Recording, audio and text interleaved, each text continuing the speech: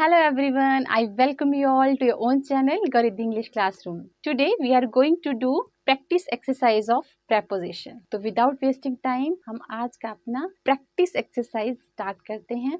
अगर आपने इस चैनल गरीब इंग्लिश क्लासरूम को सब्सक्राइब नहीं किया तो जल्दी से सब्सक्राइब कर लीजिए और बेल बटन को भी हिट कर दीजिए. चलिए स्टार्ट करते हैं. फर्स्ट सेंटेंस है the book is dash the table. अब यहाँ पे ऑप्शन है आपके ऑन, इन, एट और ओवर. क्या होगा? बहुत इजी है, ये तो आपको पता ही होगा. तो book is on the table. Over तो नहीं होगा क्योंकि ओवर हम कब यूज करते हैं? ओवर तो हम यूज करते हैं इस वर्टिकल सिचुएशन में जब यहाँ पे अगर टेबल है तो टेबल के ऊपर बुक रखी गई है, राइट? उसके ओवर नहीं है, मीन्स यहाँ पर नहीं है बुक, बुक टेबल के ऊपर है. तो यहाँ पर ओवर नहीं होगा, ऑन का यूज किया जाएगा. और इन का मतलब होता है अंदर, तो टेबल के अंदर तो नहीं है. एट हम स्पेसिफिक लोकेशन के लिए यूज करते हैं. यहाँ पे एक लोकेशन की नहीं बात की गई है, यहाँ पे बुक की बात की गई है और बुक कहाँ पर है? On the table. तो हमारा राइट आंसर क्या होगा? On the table. Clear? Next sentence देखिए, the school is located dash the park. अब यहाँ पर देखिए स्कूल इज लोकेटेड.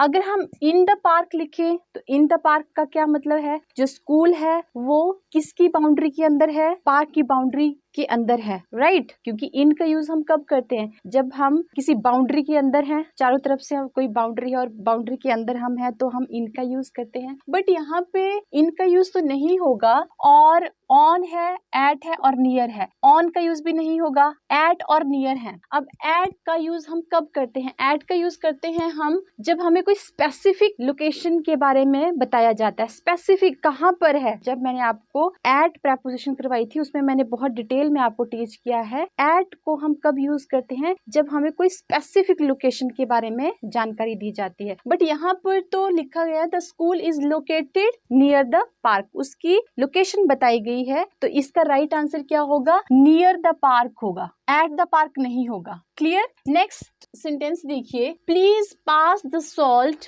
डैश मी. अब यहाँ पर नियर मी नहीं होगा, ऑफ मी भी नहीं होगा, इन मी भी नहीं होगा, टू मी. क्योंकि टू हमें क्या दिखाता है? टू इंडिकेट क्या करता है कि उस डायरेक्शन में जहां पर मैं हूं वहां के लिए क्या कर दो? मेरे लिए सॉल्ट पास कर दो. नियर मी नहीं होगा, ऑफ मी भी नहीं होगा, इन मी भी नहीं होगा. क्या होगा आपका right answer? To me. Clear? Next sentence है the cat jumped dash the fence. अब अगर हम नियर करते हैं, नियर का क्या मतलब है? नियर मतलब ये फेंस है, ये दीवार है और दीवार के यहाँ पर वो क्या कर रही है? जंप कर रही है. तो जंप कब होगा? जब वो उसको क्रॉस करेगी. तो यहाँ पे ऑफ का यूज भी नहीं होगा, टू का यूज भी नहीं होगा. क्लियर? क्योंकि ऑफ का मतलब तो है काके की, तो यहाँ पे जम्प्ड द फेंस है तो ऑफ और टू का तो कोई यूज नहीं होगा क्योंकि टू हम प्रॉपर डेस्टिनेशन के लिए यूज करते हैं. क्लियर? तो यहाँ पर क्या होगा हमारा right answer? Over the fence. क्योंकि ये जैसे ये फेंस है तो फेंस के ऊपर से उसने क्रॉस करना है. ओवर, उसके लिए हम किस चीज का यूज करते हैं? ओवर का यूज करते हैं. क्लियर? तो यहाँ पे राइट आंसर हमारा ओवर होगा, टू नहीं होगा, नियर भी नहीं होगा. क्या है हमारा right answer? Over. Clear? Next sentence, I am going dash the store. यहाँ पर देखिए ऑफ द स्टोर नहीं होगा. यहाँ पे ऑप्शन है अब हमारे टू, एट और इन. अब पर्टिकुलर आपको स्पेसिफिक लोकेशन बता दी गई, स्पेसिफिक पॉइंट बता दिया गया है कि I am going to the store. तो यहाँ पे टू का यूज किया जाएगा, एट का यूज नहीं होगा क्योंकि एट क्या मीनिंग देता है? I am going at the store नहीं होगा, मैं स्टोर पर नहीं जा रही हूँ. अब यहाँ पे क्या है? इन का यूज भी क्यों नहीं होगा? क्योंकि इन क्या है? इन तो बताता है हमें कि मैं स्टोर के अंदर हूँ. अगर ऐसे होता I am in the store तब तो ठीक होता. बट यहाँ पर क्या है? I am going to the store. Clear? तो यहाँ पे आप टू का यूज करेंगे, एट और इन का यूज नहीं करेंगे. Next sentence, I met him dash the morning. At का यूज भी नहीं होगा, टू का यूज भी नहीं होगा, ऑफ का यूज भी नहीं होगा. क्या यूज किया जाएगा? In the morning. क्योंकि मैंने आपको क्या बताया था कि इवनिंग है, मॉर्निंग है,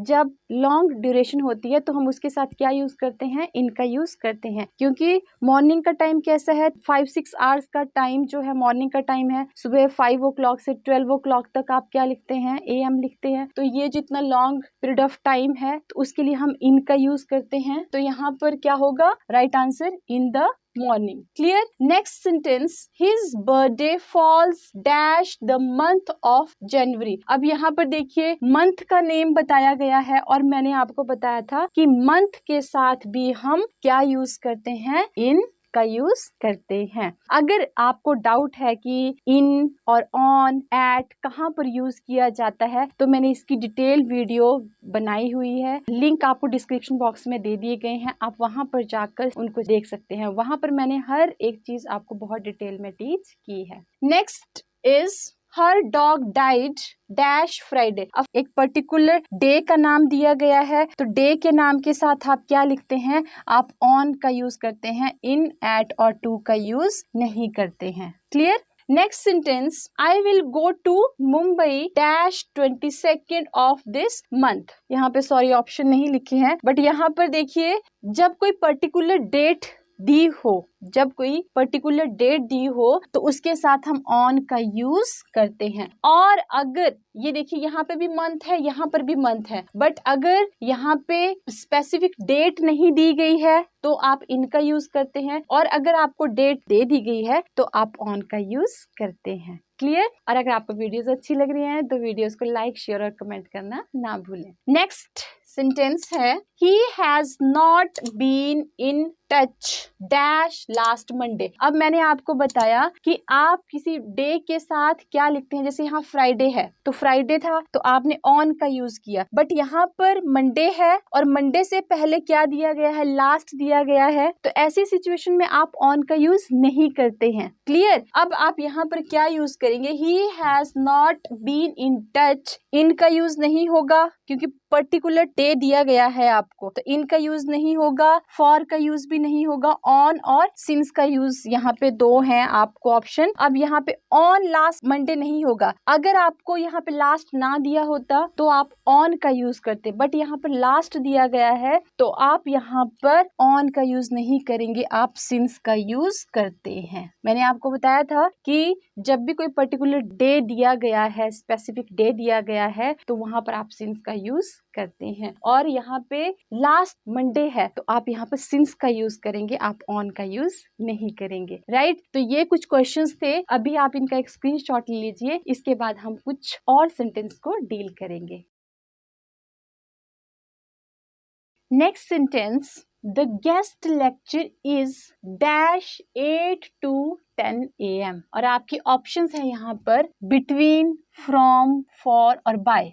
फॉर का यूज तो नहीं होगा, बाय का यूज भी नहीं होगा, क्योंकि बाय हम कब यूज करते हैं, तक की सेंस में करते हैं, इस टाइम तक हो जाना चाहिए, तक 5 o'clock, बट यहाँ पे तो स्टार्टिंग पॉइंट और एंडिंग पॉइंट दोनों दिए हैं तो बाय का यूज भी नहीं किया जाएगा। अब हमारे पास ऑप्शन है बिटवीन और फ्रॉम। अब देखिए हम बिटवीन का भी यूज कर सकते हैं और फ्रॉम का भी यूज कर सकते हैं। मैंने आपको बताया था कि हम टाइम बताने के लिए हम बिटवीन का भी यूज करते हैं। राइट? तो the guest lecture is between 8 to 10 AM या फिर the guest lecture is from 8 to 10 AM। दो आपके पास ऑप्शन है, आपने कंफ्यूज नहीं होना है। मैंने आपको ये भी बताया था कि जब आपको एंड दिया गया हो, जब मैंने आपको बिटवीन का रूल करवाया था तो मैंने आपको ये बताया था कि जिस भी सेंटेंस में एंड दिया होगा वहां पर आप बिटवीन का यूज करते हैं, क्योंकि बिटवीन शब्द हमेशा अपने साथ एंड लेता है। क्लियर? और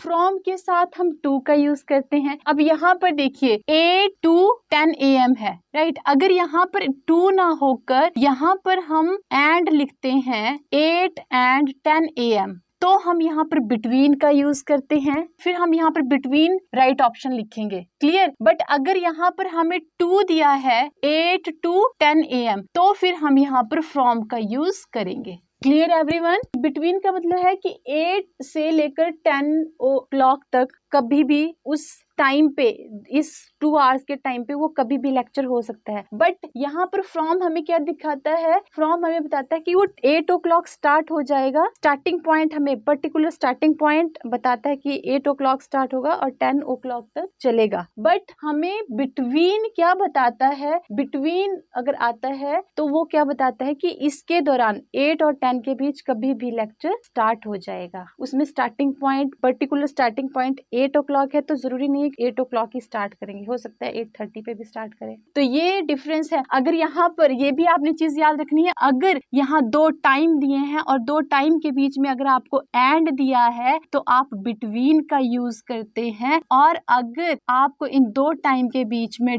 टू दिया है तो आप फिर फ्रॉम का यूज करते हैं। Clear everyone? चलिए next sentence, he was waiting dash the metro station. अब यहाँ पर देखिए प्रॉपर डेस्टिनेशन बता दी गई है आपको कि ही वॉज वेटिंग, वो वेट कर रहा था कहाँ पर?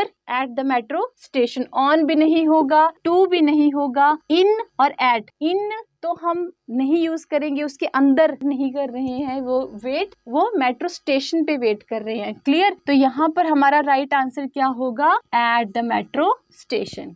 Clear? Next sentence, he leaves dash Kalyan Nagar dash Mumbai. अब यहाँ पर देखिए मैंने आपको बताया था कि जब हमारा एरिया बहुत ज्यादा होता है तो हम इन का यूज करते हैं, और जब एक पर्टिकुलर प्लेस आपको बता दिया जाता है तो आप एट का यूज करते हैं। जैसे मैंने बोला आई लिव इन चंडीगढ़। अब चंडीगढ़ में भी मैंने बोला कि I live in Chandigarh at sector 22। तो हम लार्ज स्पेस के लिए क्या यूज करते हैं? फिर हम इन का यूज करते हैं, और उसमें भी पर्टिकुलर जब प्लेस की बात आती है तो हम एट का यूज करते हैं। तो यहाँ पर भी आपको क्या करना है? ही लिव्स, यहाँ पे उस नगर का नाम बताया गया है, पर्टिकुलर प्लेस का नाम बताया गया है, और कहाँ पर? मुंबई में। तो आपका राइट आंसर ये तो नहीं होगा। पहले इन किस में आएगा? मुंबई में इन आएगा, और इसमें क्या यूज करोगे आप? एट का यूज करोगे। तो ये भी आपका राइट ऑप्शन नहीं है। आपका राइट ऑप्शन एट, और यहाँ पर यूज करोगे आप इन, और इन 2 जगह आप यूज नहीं करेंगे, क्योंकि लार्ज स्पेस के लिए, लार्ज प्लेस के लिए आप इन का यूज करते हैं, और स्पेसिफिक पॉइंट के लिए आप एट का यूज करते हैं। अगर आपको वीडियोस अच्छी लग रही है, हेल्पफुल लग रही है, तो प्लीज इनको अपने फ्रेंड्स के साथ शेयर भी कीजिए। Next sentence, the guest gathered dash the auditorium. Guest कहाँ पर इकट्ठा हुए? ऑन द नहीं होगा, एट भी नहीं होगा, टू द ऑडिटोरियम भी नहीं होगा। कहाँ पर गैदर हुए हैं? In the auditorium. Clear? Next sentence, he came dash the room. अब यहाँ पर एक मोमेंट हो रहा है, यहाँ पर ही केम इन द रूम नहीं, वह रूम के अंदर आया। मैंने आपको जब इन और इनटू में डिफरेंस टीच किया था, तो इन का मतलब है कि हम ऑलरेडी रूम के अंदर है, और इनटू में क्या है कि एक मूवमेंट हो रही है, आप बाहर हो, बाहर से आप अंदर आ रहे हो। तो ऐसी कंडीशन में आप क्या यूज करते हैं? जिस सेंटेंस में बोला गया है ही केम, वह आया कहाँ? इनटू द रूम, वह रूम के अंदर आ गया। अगर ऐसे होता he is in the room तब ठीक होता, बट यहाँ पर क्या बोला गया है? ही केम इनटू द रूम, वह रूम के अंदर आया। तो यहाँ पर आपका राइट ऑप्शन इनटू होगा, टू, एट और इन नहीं होगा। क्लियर? तो ये थे प्रेपोजिशन से रिलेटेड एक्सरसाइज, और भी हम बहुत सारी एक्सरसाइज करेंगे। मिलते हैं नेक्स्ट वीडियो में। Till then bye.